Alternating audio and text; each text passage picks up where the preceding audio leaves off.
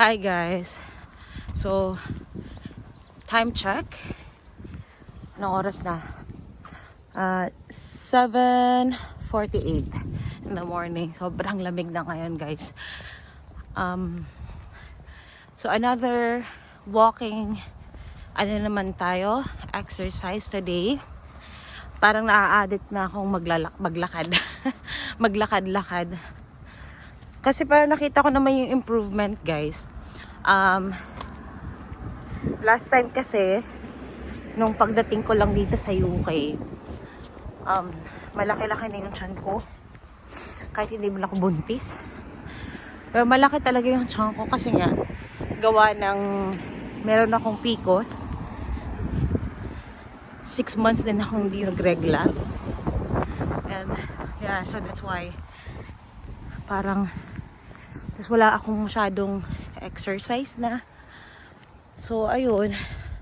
So, samahan niyo ako. Maglalakad-lakad tayo today. Ang lamig. Wala pa snow to guys ha. Wala pa tong snow. Pero malamig na siya. Sobrang lamig. So, ang gagawin natin today, pupunta tayo sa lake. We'll go to the lake. Tingnan mo, ang ganda na. Hi! Sunrise. Ang lamig. Sobra. Kailangan ko na ata ng gloves. Sobrang lamig as in. Sobrang lamig as in. And ang lamig talaga. So, ito yung mga bahay dito. Walang mga batang naglalakad, walang batang nagigising sa ng maaga. Madalas sa Pilipinas, ganitong oras, meron ng mga batang nagigising, nasa labas na, naglalaro. Pero dito, wala. So, iba yung mga bata din dito. Pero hindi ko alam, madalas, kung hindi ako nagkakamali, kahit sa ibang lugar din, hindi naman din talaga sila gumigising ng maaga para maglaro, pumunta sa labas. Kasi nga malamig. So, ayun. Okay.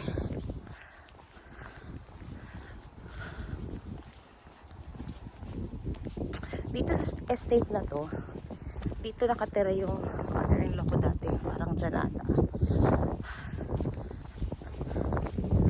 Dyan daw sila nakatira dati. So, ayan. Magaganda yung mga bahay dito guys. Pero may ibang estate din na hindi din kagandahan yung lugar. Pero yung bahay naman is parang similar lang din. May pagka-similarity. Yun nga lang guys is ano siya, tawag nito, yung kaibahan lang is parang yung iba medyo hindi ganun ka linis. Pero dito parang very well maintained. So maganda. Yung mga tao dito tulog pa. For sure. Kasi pag Saturday or Sunday, tulog pa yung mga people. So, okay ngayon. Hindi ko alam kung saan tayo pupunta. I think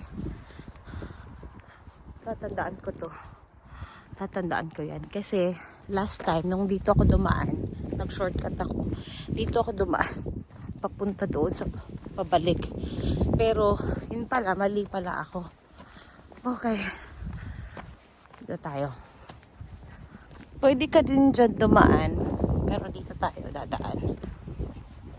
Ay, ang lamig. So meron ng mga naglalakad. Papi. Morning. Good morning.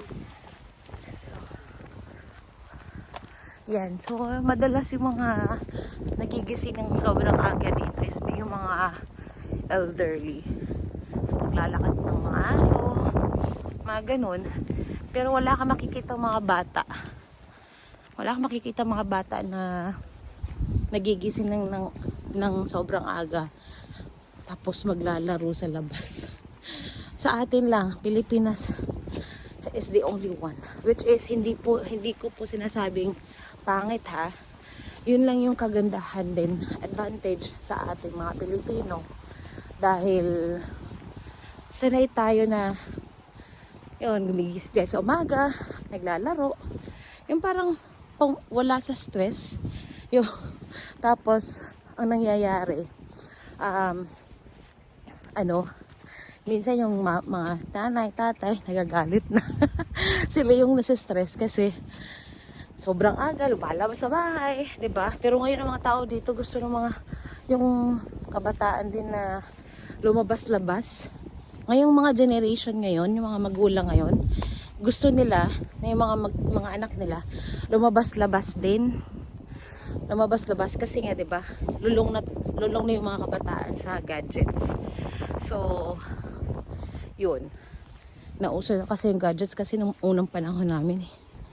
Hindi din, wala kami sa mga gadgets na yan.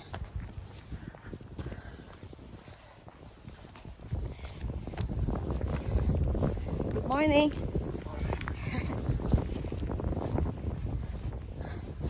So dito guys, meron silang ganito. Meron silang basurahan, tapos dog waste. So dito guys kasi, pag meron kang alagang aso, tapos ilalakad mo sila, lalabas mo sila, syempre, magtataiyan or tataiyan, di ba? Tataiyan sila. So, ang mangyayari niyan is, dito tayo. So, ang mangyayari niyan guys is, syempre, mag-aano din sila, tawag na to, tatai sila sa damuhan, dyan, or sa kalsada. So, kailangan lagi ka magdadala ng plastic. Magdadala ka ng plastic. Tapos pupulutin mo yung tae o yung dumi ng hayop. Kasi pag ginawa mo yung yung mag-aano ka ng aso, tapos hindi mo itatapon sa basura yung dumi, magkaka-penalty ka ng 5,000 pounds. So, magkano yung 5,000 pounds? So, estimated ko, so, siguro mga nasa 400 to 450,000 pesos. Parang ganun ata, kung di ako nagkakamali. Estimated lang yun guys ha. Hindi ako magaling sa math. So, hinihingal ako. Hinihingal ang lola nyo. Okay. So, ayan, nag-shortcut tayo. Tatawid tayo dito, guys. Tawid-tawid. So, dito ako naglalakad madalas pag papunta ako ng trabaho. So, yung duty ko is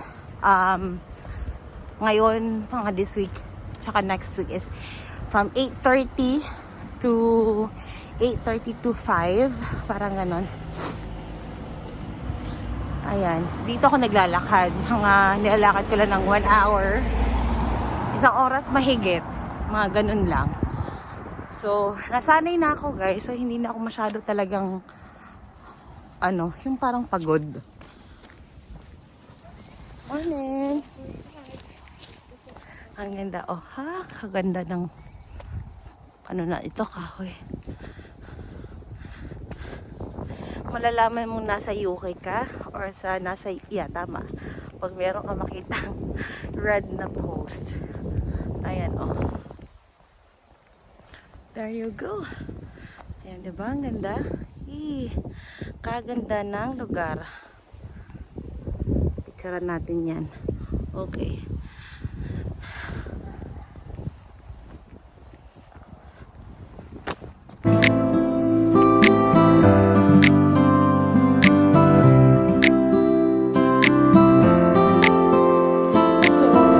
Guys, ito ipapakita ko sa inyo yung binanggit ko sa post ko about sa playground, na sana din magkaroon tayo sa Pilipinas ng ganon. So ito yung example na sinasabi ko guys. Each area talaga, kahit saan ako magpunta dito sa area namin, dito sa UK, talagang maraming playground. meron talagang specific area talaga, each area.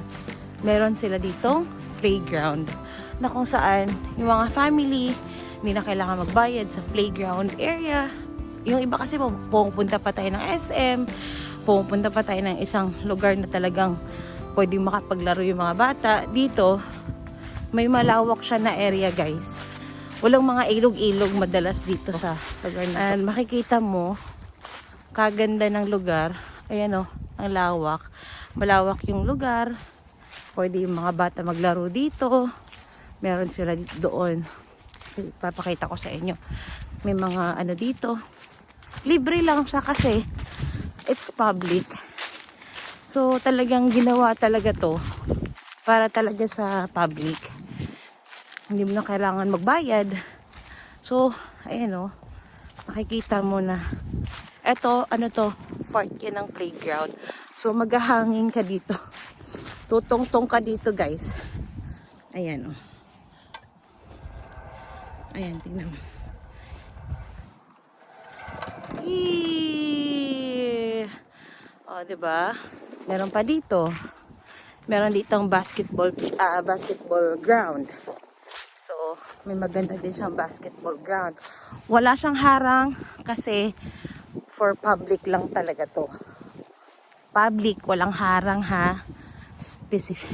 Talagang ididiin yung ano, walang harang. So, ayan o, makikita nyo, walang harang. Tarat! Dito naman, meron din dito sa mga maliliit, mga bulinggit. So, dito naman yung ating mga bulinggit. Hindi ka maglaro. So, ayan, dito naman para sa mga bulinggit. Laging merong basurahan. Ayan. Ayan, nakikita nyo. These are for kids, for everyone. It's for free. Everyone are all welcome. Sana ganyan din sa atin. Bago maglagay ng mga bahay, lahat. Sana meron din kada ibang estate.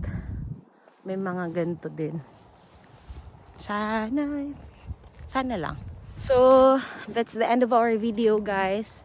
Gusto ko lang ipakita sa inyo yung kaibahan din. And sana, meron din tayong ganitong lugar. Hindi lang specifically sa mga medyo may kaya na lugar.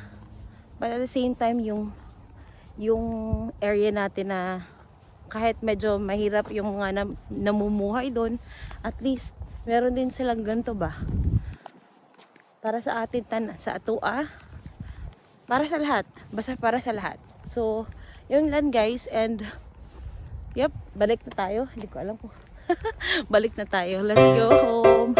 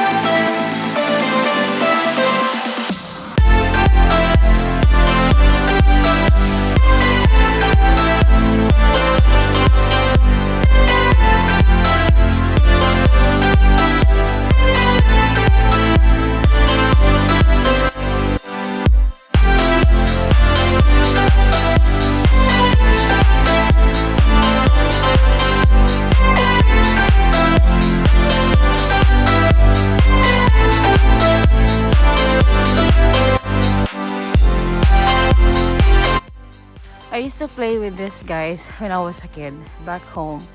I think that kami sa Lucena. Sobrang tagal na, hindi ako nakakapagganto. So, pero kasi kami ganitong area sa Pagbilao. Ay, hindi pala, sa Lucena.